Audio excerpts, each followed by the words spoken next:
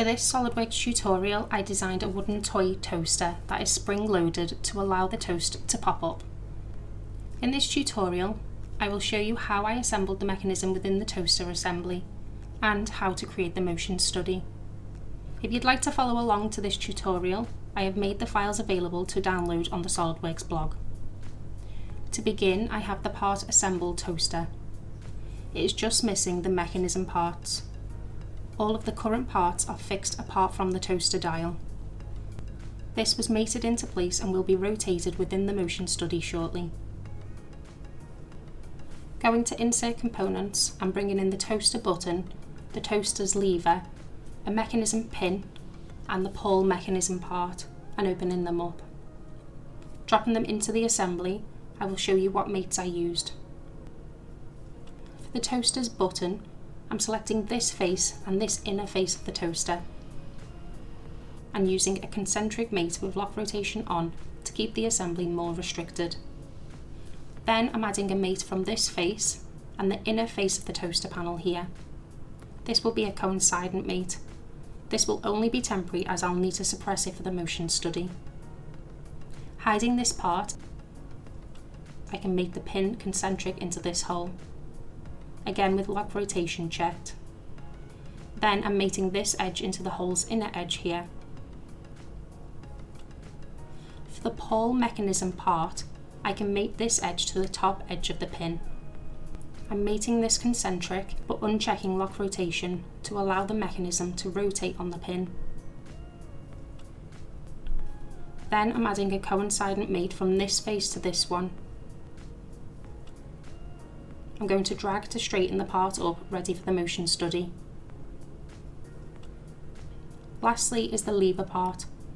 I have pre-made cutouts for the lever to rotate from. To make it easier to mate, I added sketches within the part. Making those visible, I can mate this sketch to the inner face here with a concentric mate, and the face of the lever to the inner face of the hole with a coincident mate. This will be enough to hold the lever in place and allow me to rotate the lever like this. I'm applying all the mates with the green tick. Bringing the back panel back into view and hiding my sketches, I'm inserting the toast part. Viewing from the front and changing my view to wire view with hidden lines visible. Selecting this pin, I can drop in 2 pieces of the toast. I'm ensuring I place it within the width of the toaster, sitting against the toaster lever like this. Viewing from the top, I can drag the toast into the centre of each toaster slot like this. It doesn't have to be perfect. Then I can bring in the other toaster's accessories. This isn't necessary for the motion study, so feel free to skip this part. Dropping in all my accessories, I can make them into place. When I create designs within SOLIDWORKS, I always like to add some accessories to add playability to the toy. Plus, it helps my renderings to really pop with the added details.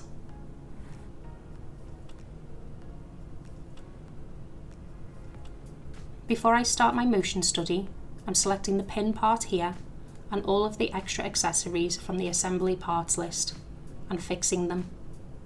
I'm ensuring I don't select the pole mechanism or toast parts, as these will be moving. The best thing to do with any parts that won't be moving in an assembly is to fix them, otherwise they will fall through the floor or cause the study to calculate slower. You may want to do a quick save before moving on. Selecting the Motion Study tab, I'm changing my study type to Motion Study under this drop down. The first thing I like to check before I begin adding any study elements are the mates that are currently in place, as these can sometimes interfere with the study. These 2 top mates are keeping my dial in place, so these remain active.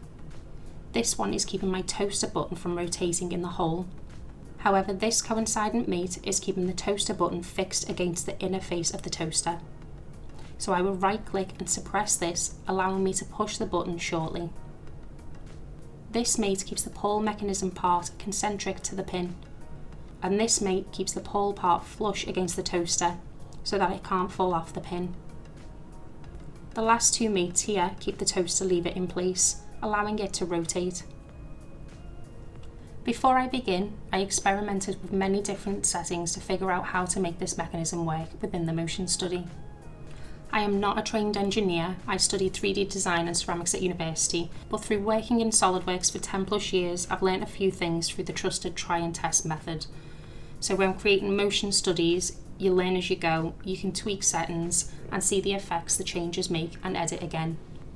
The default settings for motion study elements are a good baseline to start with, but you may find that the results aren't what you're after, especially with more complex mechanisms and models. Under this settings icon, here I can increase the 3D contact resolution of the motion study, which will make the contacts more precise. This can really help you if you have any parts moving through each other, even though you have contacts applied to the study. I'm moving this to 70 and keeping my frames per second to 25. Next, I'm adding gravity. Selecting the Y-axis for the direction, always ensuring the direction is correct looking at this green arrow, I can apply it. I'm dragging the time bar to 6 seconds. This will be the total length of my animation. I tend to keep these short for calculation times and for renderings, as I can always edit the final video to run slower afterwards. Selecting contacts, I'm just using Ctrl-A to highlight everything. Fixed parts will remain fixed, but I need those selected to interact with all of the moving components. Then I'm changing the default material of the contacts to aluminium dry. I chose this for both drop-downs to increase the stiffness and dampening values between parts. Then I can apply it. Now to add the springs. I'm using a linear spring and selecting this circular edge for the lever part, and the inner edge of the base here. A preview of the spring will appear like this. For the spring settings, I'm inputting 3.5 newtons for the spring constant. The spring's free height will automatically input the exact current distance between the two spring parameters. However, I'm amending this to be 65 millimeters, and I won't be checking the update to model changes box. I'm adding a damper to the spring. This dissipates the energy of the spring to stop it being too springy or bouncy. So I'm inputting 0.2 here. As I mentioned, I've pre-tested out these settings. For the spring display, you can ignore this, but I like to see an accurate visual of the spring size. So I'm inputting 20 millimeters for the coil diameter and 8 for the number of coils. Then 2 millimeters for the wire diameter. Once I'm happy, I can apply the spring.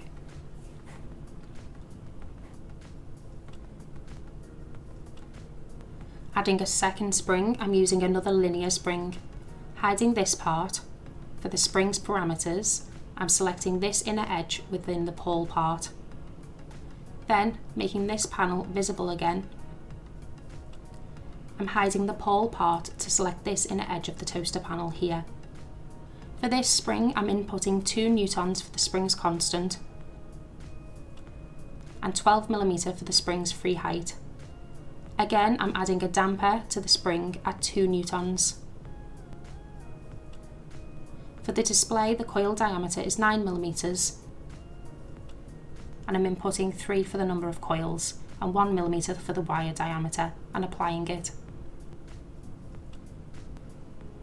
Making this part visible, I'm going to add force. Selecting the top face of the lever, I'm flipping the direction of the force to go down and inputting 100 for the constant value, then apply it. For a second force element, I'm adding force to the toaster button and selecting this face here, flipping the direction inwards. I'm changing the constant value to 50 newtons and applying it. This needed slightly less force, being a smaller button with a smaller spring.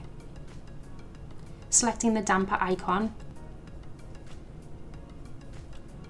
I'm adding a linear damper between the lever and slice of toast by selecting these faces. Again, this helps to reduce the energy between parts and stops the toast from bouncing too much when it's in contact with the lever. I repeated this for the second piece of toast.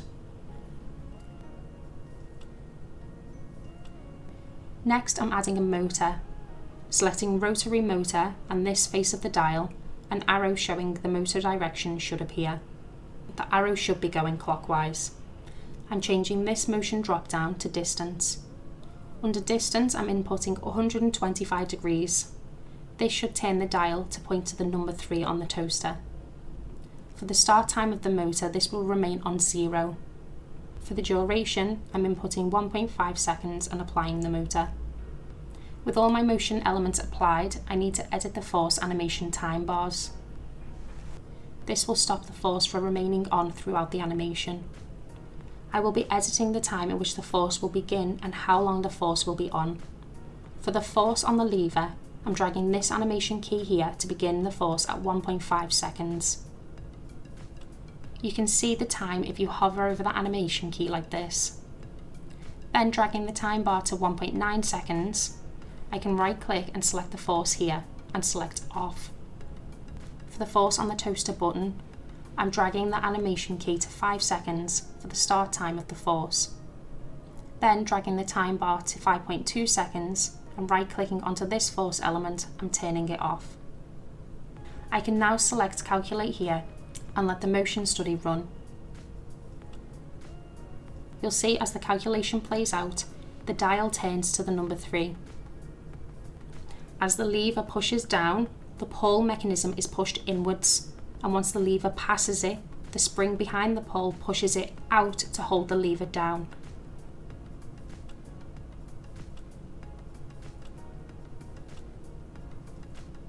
When the toaster button is pressed, it pushes against the pull and releases the lever. The spring under the lever forces it back up, pushing up the toast. When the study has finished calculating, I can play back the animation like this.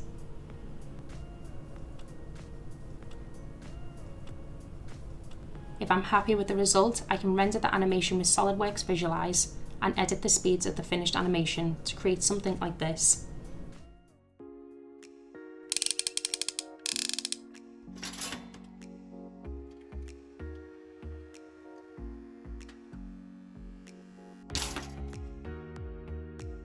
I hope you enjoyed this tutorial. Thank you for watching.